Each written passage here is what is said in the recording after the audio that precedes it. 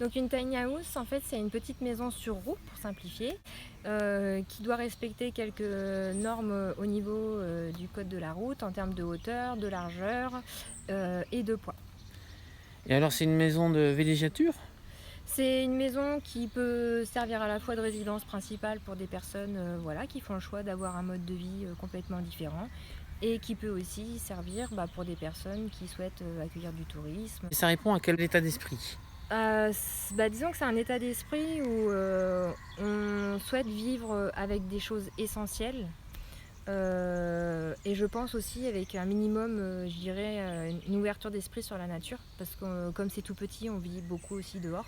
Ça n'empêche qu'il y a quand même un tout petit peu de confort quand même dedans, vu que la cuisine elle est aménagée, il y a une salle d'eau. Après certes ce sont des toilettes sèches, mais des toilettes sèches tout à fait voilà, confortables. Votre tiny est dans un camping.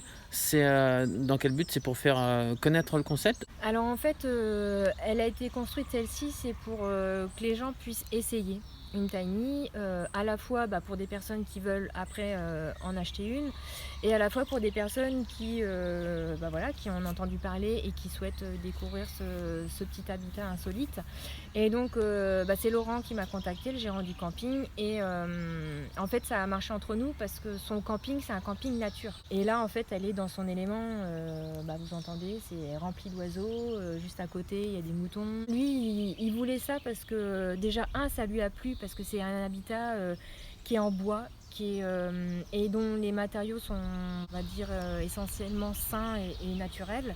Après, s'il voudra en mettre plusieurs, c'est à lui de décider, par rapport à son projet.